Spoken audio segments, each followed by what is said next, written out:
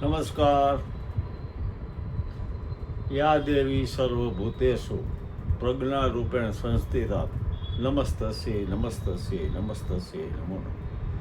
યા દેવી સર્વભૂતેષુ બુદ્ધિરૂપેણ સંસ્થિતા નમસ્તસ્યૈ નમસ્તસ્યૈ નમસ્તસ્યૈ નમો નમઃ. આજે 8મી March international women's day, આંતરરાષ્ટ્રીય મહિલા દિવસ, 8 માર્ચ 2026. દર વર્ષે આપ જાણો છો 8મી માર્ચ ઇન્ટરનેશનલ વિમેન્સ ડે તરીકે ઉજવાય છે. આ દિવસ મહિલાઓના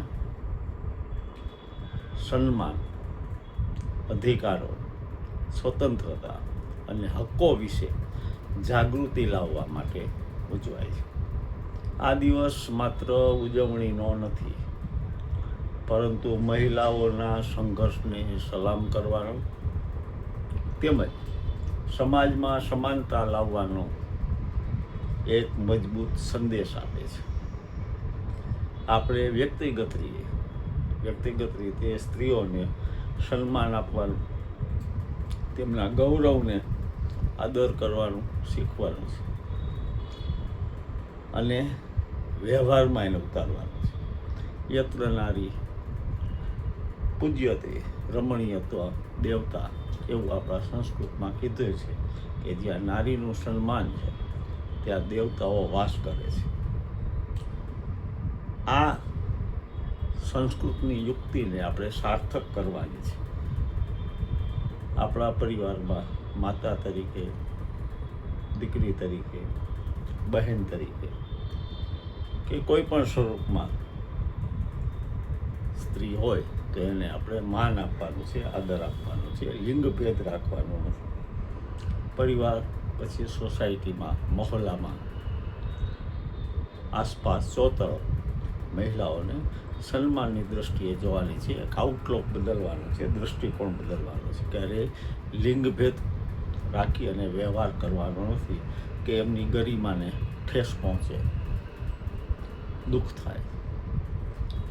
1908 ન્યૂયોર્કમાં અંદાજે 15,000 મહિલાઓએ કામના કલાકો ઘટાડવા અને મતદાનના અધિકાર માટે પ્રદર્શન કરેલું 1908માં.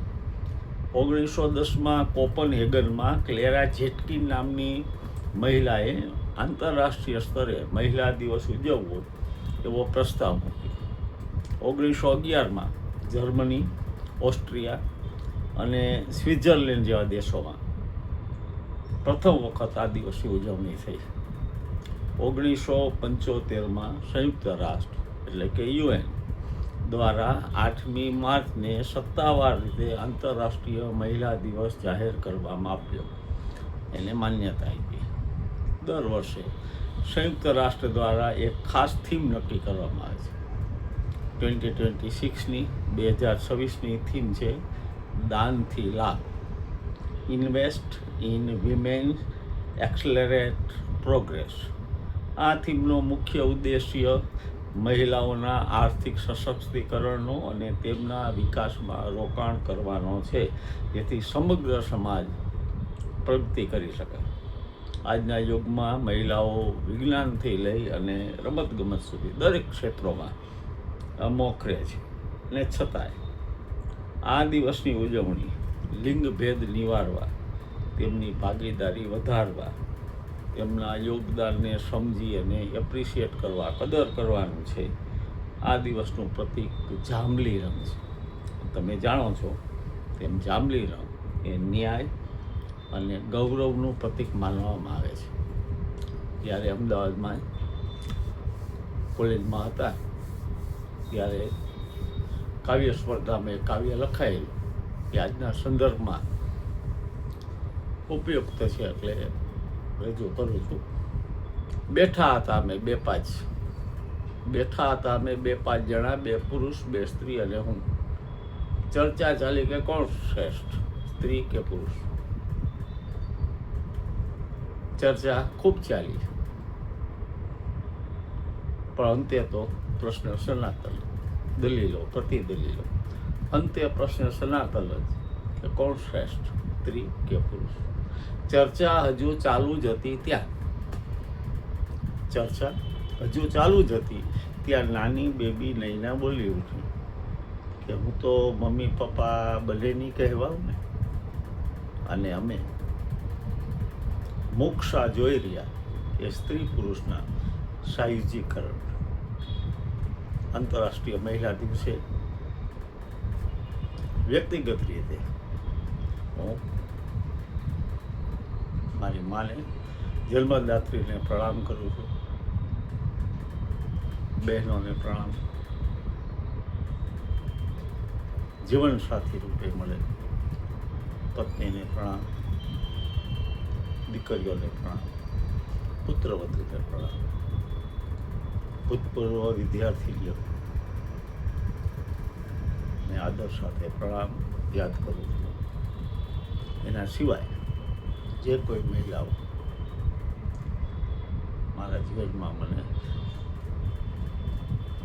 ડાયરેક્ટલી ઇનડાયરેક્ટલી પ્રત્યક્ષ કે પરોક્ષ રીતે સંપર્કમાં આવ્યા છે, હેલ્પફુલ થયા છે,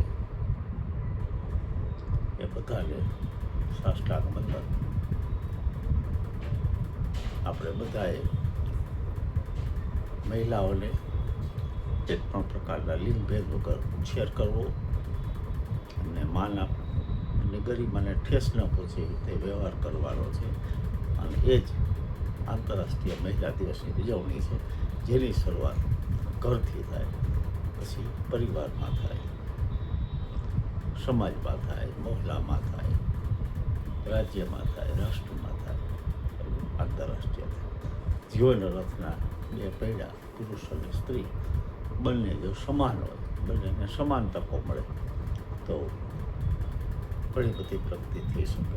એટલે શરૂઆતમાં યા દેવી સર્વભૂતેષુ કાંતિ રૂપે સંસ્થિતા નમસ્તસ્ય નમસ્તસ્ય નમસ્તસ્ય નમો નમઃ, એ જે શ્લોક છે, શ્રદ્ધા રૂપે સંસ્થિતા, પ્રજ્ઞા રૂપે સંસ્થિતા, મેઘા રૂપે સંસ્થિતા,